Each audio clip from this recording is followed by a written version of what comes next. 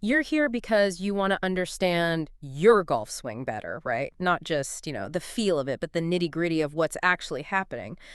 Well, you've come to the right place. Today, we're diving deep into a fascinating element of the swing, something called chest sway. Exactly. And to really get a clear picture, we've been looking at some detailed analysis from Henrik Jentsch. He's the director of the Golf Academy 360 Degrees. He uses the Sportsbox 3D Golf app, which, well, it gives us an incredibly precise way to see how a golfer's body moves during their swing. Okay, so let's break this down for you. When we talk about chest sway, we're not talking about your whole torso rocking back and forth like massively. Henrik focuses on the side-to-side movement of the midpoint between your shoulders. You can kind of think of it as the base of your neck, right? Yeah, that spot. And the app sets your setup, your address position, as the 0 mark. That's the baseline. Right. So if that point moves towards the target during the swing, it's recorded as a positive number on their graph. Uh-huh. And if it moves away from the target, it's negative. Simple as that. And we're tracking this movement from the very start of your swing all the way to the finish. We're noting key points like the top of your backswing and when you make impact with the ball. Yeah. Our goal today really is to understand what typical chest sway looks like, especially in the swings of, top tour professionals, and what those movements might tell us about creating an efficient and powerful swing. What's truly insightful about looking at this data is that it allows us to identify patterns. Patterns in highly effective golf swings. By analyzing the chest sway of these elite players, we can start to understand the movements and timings that, well, contribute to generating speed and control. Okay, so let's get right into the swing itself. Starting with the backswing. When you start taking the club back, what's the initial movement we typically see with the chest? Generally, the first thing that happens is the chest tends to move slightly away from the target. Think of it as a little bit of a shift, like you're loading up the spring. On the graph, that would show as a move into the negative zone. Right, that makes intuitive sense. You're creating that initial coil, moving your weight, kind of preparing to swing forward. But here's a really interesting twist.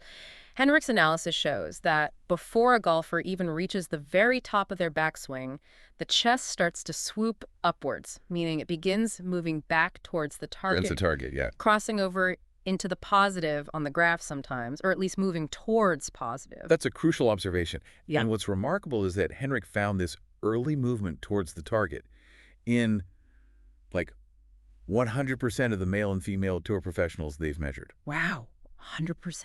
100%. So it's not just a common thing. It seems to be a fundamental characteristic of how the best players transition into their downswing. It suggests that the shift of momentum back towards the target begins even before the backswing is fully complete. It's quite early. 100%. Yeah. That's pretty definitive, isn't it? So even before they finish winding up, the pros are already starting to unwind, initiating that move forward with their chest. Now, when they do reach the very top of their backswing, where is the chest typically positioned in this example swing we're looking at? Is it back at 0?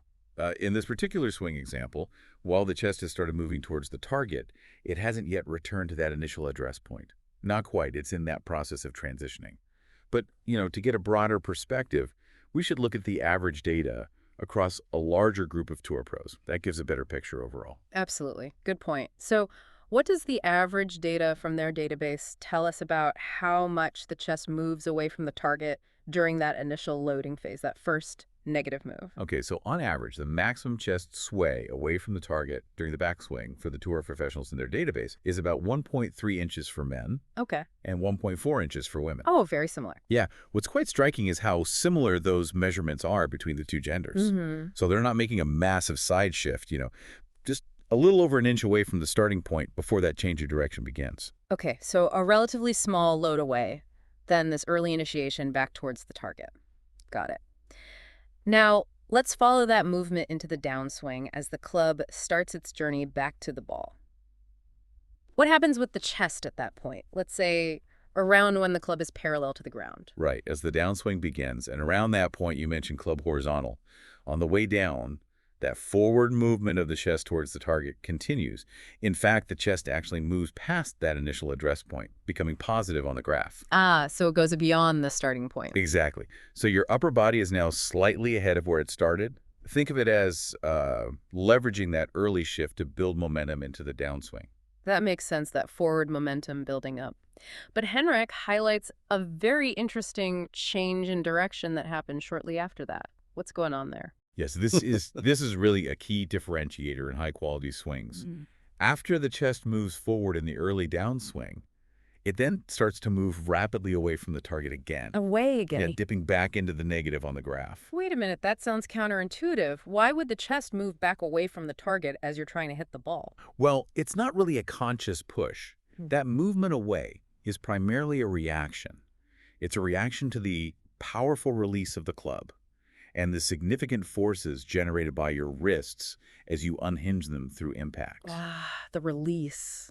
Exactly. That release of stored energy in the wrists essentially pulls the upper body back slightly. It's a reactive move. And Henrik specifically points out that this characteristic movement away from the target during the downswing is a strong indicator of a tour caliber swing. It shows the efficient transfer of energy to the club. So it's not a conscious pushing back, but more of a reaction, a recoil to the forces being unleashed. That's a really important distinction. Now, at the moment of impact, like right when the club actually strikes the ball, where is the chest typically positioned relative to that initial address point? Is it still forward? No, actually, the data from the tour database consistently shows that at impact, the chest has moved back away from the target for both men and women. Okay. This supports that pattern we've just talked about. Yeah.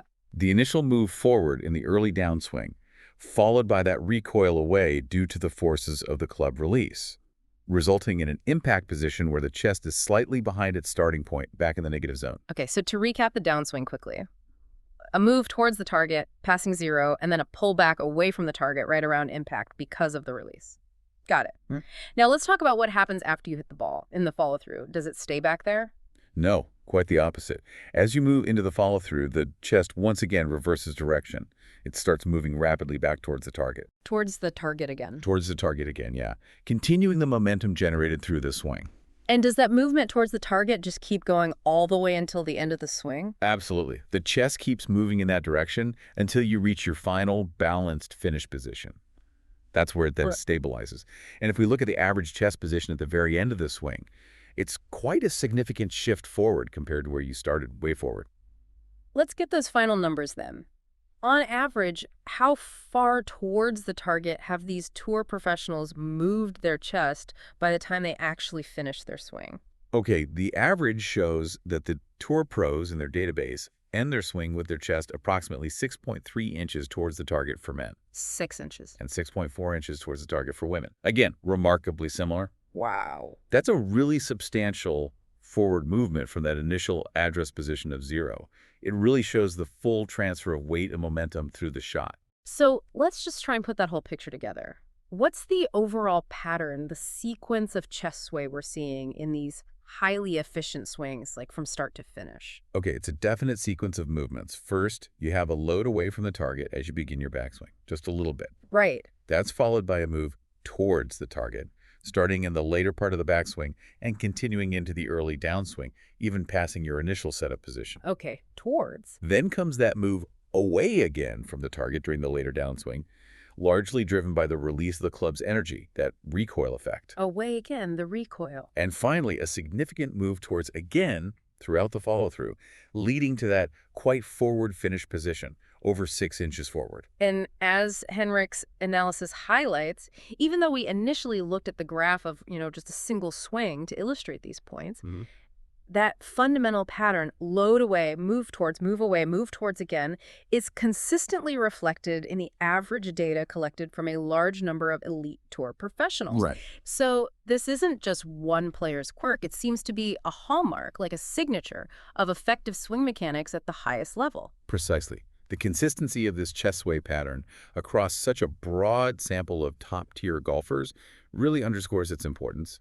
It suggests, these movements are not accidental, but rather a result of highly optimized technique for generating both power and accuracy. This has been incredibly insightful. Seriously, we've really dissected this intricate choreography of the chest during the golf swing, seeing that initial shift back, the surprising early move forward before the top, that recoil around impact, and then that final powerful surge towards the target in the finish. Yes, and understanding these subtle yet significant movements can really provide you, the listener, with a deeper appreciation for the mechanics of an efficient golf swing. It's a dynamic interplay, isn't it? Loading, transitioning, releasing, and transferring energy. Okay, so for you, the listener, as you've absorbed this detailed look at chest sway and the swings of elite golfers, maybe pause and consider this. What subtle movements might you be currently incorporating or perhaps neglecting in your own swing? Good question. And how could a better understanding of these biomechanical principles, particularly this, well, fascinating pattern of chest sway, potentially unlock greater efficiency, power, and maybe consistency in your game? It's definitely something to think about. Yeah, absolutely something to mull over the next time you're on the driving range or thinking about your swing. Thanks for taking this deep dive into the golf swing with us today.